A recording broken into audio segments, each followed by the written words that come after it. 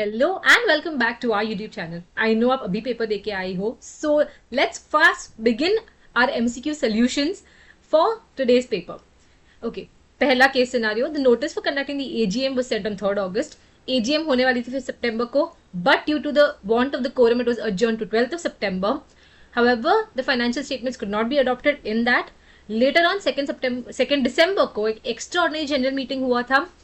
The CS was on a business tour. He was absent from India from 10 December to 2nd of January, and then the adopted financial statements were filed on 3rd of January. Periods आपको पता है, your main date which was supposed to be held was 5th of September, but it was adjourned to 12th of September 2024. Okay, and finally जब वो register के साथ file हुए तो हुए 3rd of January 25 को. So, first question, what is the course of action that XYZ should take for filing of the financial statements to the registrar with respect to the adjourned annual general meeting held on 12 September 2024? इधर prospectively आपका answer ये होगा. Okay, I know आप लोग अभी अभी paper देके आए हो and there's so much of stress going on. So this is the prospective answer. That there is no obligation on the part of XYZ to inform the fact that it was held on 12th of September, but the unadopted financial statements will be required to file within the registrar within a period of 30 days from 12th of September 2024, which will then be considered by the registrar as the financial statements. इधर थोड़ी ambiguity है answer में, या तो financial statements, provisional financial statements बच्चे दोनों लिख के आए होंगे. देयर इज थोड़ा confusion in this question, but आपके रिलेटिवली बाकी के क्वेश्चन जो आए थे वो much simpler, they were more of a direct kind of a thing, है कि नहीं. Second one, what is the course of action that XYZ should take for filing of the financial statements to the registrar with respect to the extraordinary general meeting held on 2nd of December?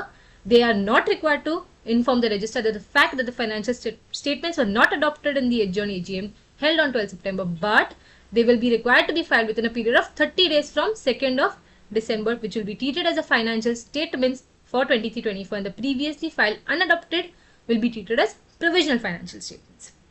Third wala, in the above case scenario, in case of XYZ Limited, they could not convene the AGM till 2nd of December and the meeting held on that day was the AGM. What will be the obligation of the company with regard to the filing of the financial statements? Here, even though the annual general meeting was not held, they had required, अगर आपका AGM हुआ नहीं है, फिर भी you are required to file the financial statements along with the statement of facts why the AGM was not held with the registrar within 30 days of the last day before which the AGM should have been held. And fourth wala, what is the course of action that XYZ should take for filing the financial statement to the registrar with respect to the AGM which could not be held? There is no obligation to inform them that because of the quorum आपका AGM हुआ नहीं, वो आपको inform करने की जरूरत है नहीं, and the unadopted will not be required to file with the registrar in such a situation. आगे बढ़ते हैं. नटराजन क्लीनर्स लिमिटेड वो एक कंपनी थी. इधर आपको बहुत सारा डेटा दिया गया है विच इज अननेसेसरी, जो आप पढ़ने बैठ जाते हो because you never know what is important, you have to get back. So all of this ignore करके we move ahead. Where and what happened is उनको एक प्राइवेट प्लेसमेंट करना था, so they selected a group of 50 persons, they issued a private placement. Okay, money were received on a separate bank account, everything happened. They could not allot the equity shares within a period of 60 days from the receipt of application money. Okay, then further eventually वो cancel हो गया था private placement उनका. अभी इसमें क्या हुआ था, Yogesh, okay, Yogesh had NCL is authorized by the AOA to accept whole of any part of remaining unpaid calls from any member, although till the date no part of it had been called up. So Yogesh जो था उनके AOA ने authorise कर दिया कि वो calls in advance ले सकते हैं. Yogesh deposited in advance the remaining amount due on his shares without any calls being made by the company. NCL declared dividend during the year after such advance money was paid by Yogesh. Now he wants to exercise his voting rights. क्या ये हो सकता है कि नहीं, वो आपका पहला क्वेश्चन है. Yogesh was one of the shareholders deposits in advance the remaining amount due on his shares without any calls being made by NCL. NCL declared dividend during the year. He is not entitled to any dividend in respect of call money which is paid in advance. क्योंकि अगर आपने calls advance में भी दे दिया, आपको कोई भी right on dividend or voting right नहीं मिलेगा exclusive, because the call has not been made till date, you've just paid it in advance. So कोई exclusive right नहीं मिलते. Further, Bhisma Cleanser Private Limited has been holding 5% equity in NCL from February 2018. पहले से ही उसने he is holding 5% equity in the company. Further क्या हुआ, during the month of February 2022 NCL invested in 70% equity shares of this BCPL company, यानी कि एक subsidiary बन चुकी थी. ओके वो है आपका ये वाला question. The board of directors wants to understand from Neeraj the implications of 5% holding of BCPL. BCPL में continue to hold 5% equity holding in NCL क्योंकि उसका पहले से they had a share of the company. And आपका ये question with reference to the board identifying select group of 50 persons and issued a private placement offer and applications duly following the required procedure under the corporate laws. Here your answer is no company issuing securities under private placement will release any public advertisements or utilize any media, marketing or distribution channels or agents to inform the public at large. They cannot do it in case of a private placement. ये हमें पता है. आगे बढ़ते हैं. अगला आपका case scenario आ गया इधर. It was based on your FEMA Act, है कि नहीं? So Aces High Builders Limited is Dehradun based public limited construction company. Okay. Now it has been engaged in the development of a site in Mussoorie. Builders have tied up with one US based commission agent who is Mr. Cooper. Okay, Mr. Cooper. Abhi Mr. Cooper successfully he sealed a deal with a non-resident based in Las Vegas for the purchase of villas costing USD 6 lakh. Okay, USD 6 lakh for which he is to be paid a suitable commission. उसके ऊपर आपका एक question है, वो पहले देख लेते हैं हम. Considering the provisions of FEMA, decide upon the maximum commission that can be paid to Mr. Cooper. आपके provisions कहते हैं commission per transaction to agents abroad for sale of residential flats exceeding USD 25 or 5% of inward remittance whichever is more. इधर आपका inward remittance है 6 lakh into 5% यानी कि $30,000.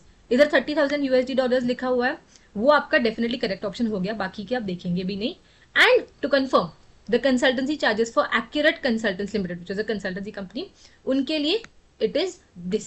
Okay, आपका 30,000 वाला एक ही ऑप्शन है which is the right answer, so you go with A.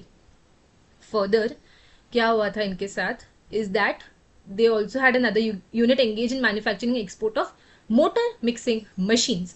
During the current year, it received a sale order for 2 such machines and the detention charges, ये आपका important part है, detention charges to be paid by the sellers are well above the rate as prescribed by the Director General of Shipping.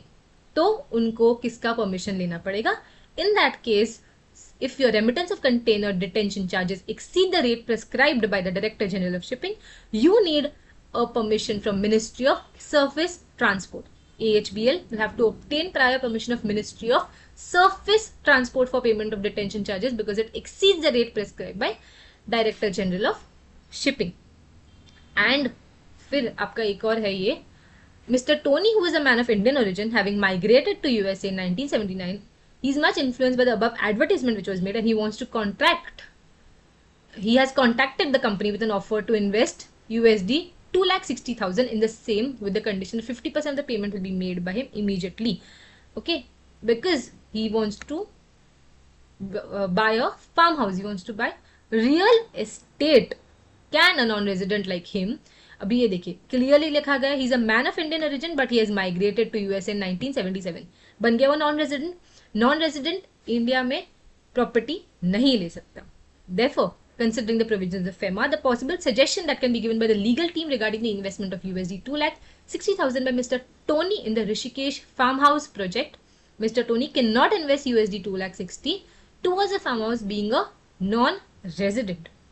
Okay, further, General Clauses Act 1897 is applicable to the whole of India, including the Union Territory of Jammu and Kashmir. Further, where a partner's death, the business is continued in the same LLP name, the continued use of that name or of the deceased partner's name as a part thereof will not by itself make his legal representative or his estate liable for any act of the LLP done after his death. एक और case scenario, JK Logistics Limited, one of the leading companies in the logistic industry.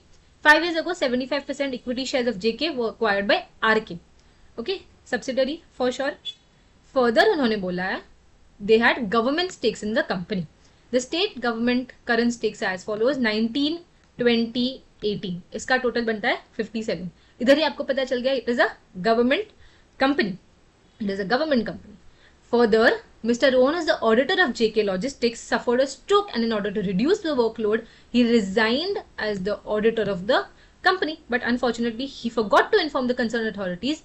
His remuneration at that time was 5 lakh. Further, the company appointed AJ and Associates as their auditors after completing all the statutory formalities.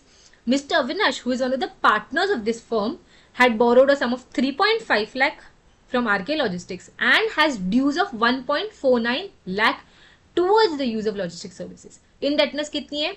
3.5 plus 1.49, that is 4.99 lakh rupees. Okay, ये याद रखेंगे. आगे बढ़ते हैं. Based on the shareholding pattern, as we know, government companies means a company in which not less than 51% of the paid up share capital is held by the central government, state government, partly by state, partly by central, or partly by one or more state governments. And further, it is including a company which is a subsidiary of such government company is also a government company. आपका answer हो जाएगा RK Logistics and JK Logistics Limited, both of them are government companies. Next, with respect to the act carried out by Mr. Avinash, who is the partner of the new audit firm, what can you infer about the appointment of AG and Associates as the auditors? It is valid because the indebtedness within the prescribed limit, because हमारा limit है in excess of rupees 5 lakh. In this case, it is rupees 4.99 lakh. Further, coming to the last question, to whom should have Mr. Rohan informed about his resignation and what could be the possible consequence for his compliance? Government company है, अगर auditor को resign करना है, इनके सब government company registrar and the CAG सबको inform करना पड़ेगा. ओके, सो ये वाला अभी ये देखिए, इधर वैसे आपके दो ऑप्शंस है C and D, but penalty कितनी पड़ेगी? पेनल्टी विल बी 50,000 और the remuneration whichever is less.